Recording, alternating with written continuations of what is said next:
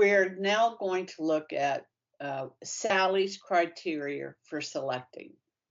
So I really admire her defining of terms right at the beginning of her text. And she also includes a simple glossary found at the back of the book. So, for example, I had a recent conversation with a person about different forms of government. Um, and I immediately began in this manner. Okay, I'm now remembering it. So, yes, I was out and I was talking to, turns out to be someone from California, where we are Americans, um, tending to not be in quite the same left wing viewpoint. And so we were talking about politics or different forms of government. And so I immediately began, when I was speaking to her, defining terms like, we're a constitutional republic. And I defined, right, you can have different types of republic. You can have landed republic or those from certain families, a republic. That's not what we have here in the United States. We have a constitutional republic. So anyway, beginning of terms. So that way everybody is assured we're talking about the same thing. Mm-hmm. And Sally Green is very good with that. And as Sarah mentioned last time, she talked about synonyms and antonyms, Catholic and great. And, we talked a little bit, a few episodes back about we're now going to, this term great is kind of like music. It's a personal decision, albeit with good reason. So it's just not just pulled out of the air, but others might have a different take. Poems. So defining a poem. So you need synonyms. So you have images, metaphors, music of language, which lifts the senses beyond the mundane.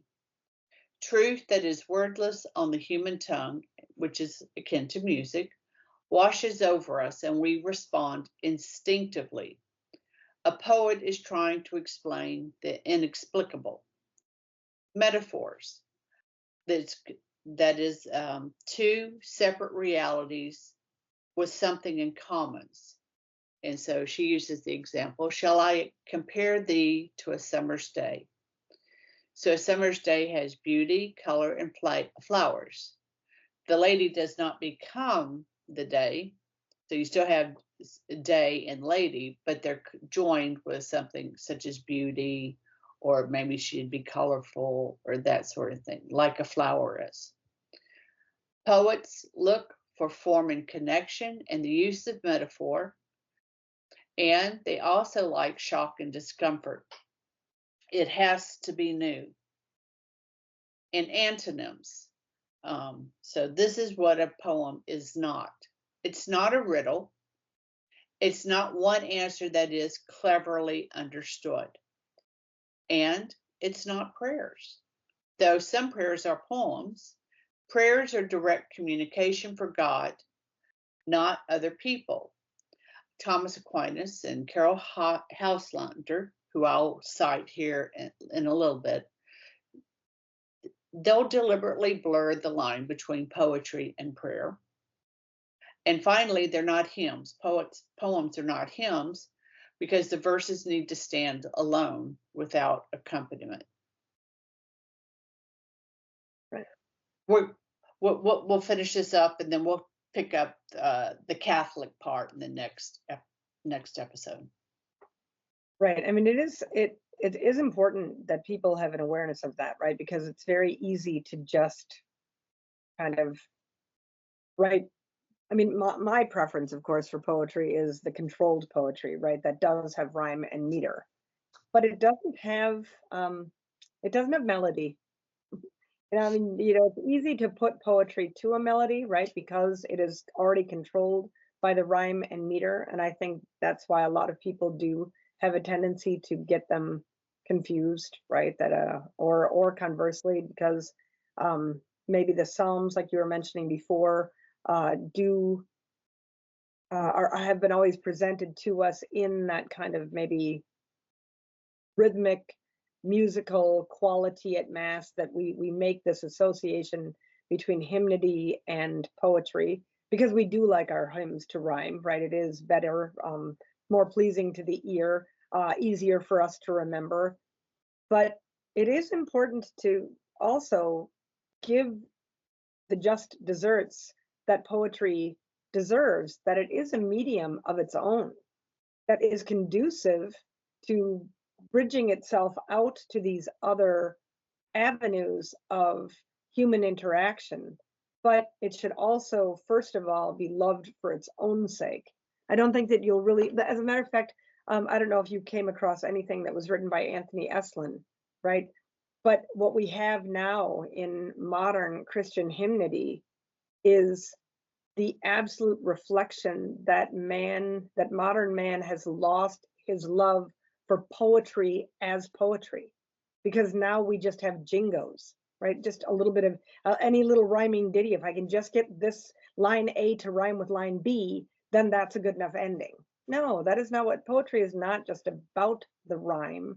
Poetry is about using the meter and the rhyme to create a mood, right? I mean, if anything, if we want to use some kind of linguistic term, maybe what you were writing when you were talking about precision in your own art form, and by art form I mean work, right? I mean what you're capable of producing, right? That all of art is really in the indicative, and poetry is in the subjunctive, and both of them are very, very useful at helping to explicate the other, but they have their own manner, right? That has to be accommodated. And if we don't appreciate poetry for poetry, we're going to end up with like nursery rhymes, You which is its own medium and charming and delightful, right? But it can't contain the weight that poetry needs to be able to hold.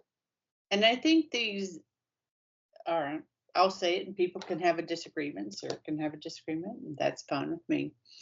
Arias was very, very good. He was very good at using the popular tunes of the day, that the music that would have been familiar to the people, and it was very, very useful to convey heresy, such that, is it Jerome who will wake up, as it were, and the church is groaning with Arianism. It had just swept. It Well, had look at it what has happened to our generation, right? The music that we sang in church, and still do, right? and Yeah. and how it's presented, and just the whole thing. Here you go, right? As soon as you start commenting, some people may have come into the church under that music, and they have nothing but gratitude, and they should, because where they came from and what they encountered is certainly better than. But I've encountered music that our prior generations had, and it doesn't always have to be from 100 years ago. I think we're quite capable of making good music today. It's just that the standard, it has not been So questioned. low, right? Yes, I mean, the bar is so low, right? I mean, we have made all art cheap because we're lazy. Let's be very frank. I mean, it comes down. No, I mean, honestly, right? true, People, true. I've often thought that the Enlightenment, in a lot of ways, was the gateway to inferiority, right? To everything becoming of an inferior quality. And I don't really know how, I would choose to engage with a study in that. But I've noticed in a lot of ways, like, people love Impressionism, and there is a lot to be loved in Impressionistic art. I mean, I studied it when I was in France. I spent a lot of time at the Musée d'Orsay, where all of the Impressionist art is in Paris. But the thing that really struck me about it is that all of the original artists who created the work of Impressionism were classically trained. in many of the schools, and they were true artists. And once you are a true artist, you have a little bit more permission to play with your medium a little bit more. But what it did was it made other people think, well, I could paint that, right? Okay, well, they did, but each generation then gets consecutively dumber, right? So you go from a Jean-Dominique Ingres, who does that beautiful image of Our Lady contemplating the Eucharist, right? To a Jackson Pollock who splashes paint on a water, or even worse, some guy who tapes a banana to a wall, right? And I think that we've seen the same thing in poetry, right? So like a Gerard Manley Hopkins, and I think part of what Gerard Manley Hopkins was doing with his sort of free form poetry was the fact that Latin based languages had a certain rhythm with which they were spoken that allowed for the rhyme and meter to be very like concretized in a certain numeric formula. But our English speech patterns did not really permit that in the same way. So, for instance, if I was going to be speaking French, si je parle français, je parle juste comme ça, et à la fin de la phrase, je tombe. Right? So, blah, blah, blah, blah, blah, blah, blah, blah, blah, fall. But we're all over the place, right? We go up, we go down, we rise, we fall. And as a master of poetry and a real doctor, shall we say, of the language, a real scientist of his own language, he began to note those variations and found that he could create new ways of counting rhythm or counting a foot or a meter.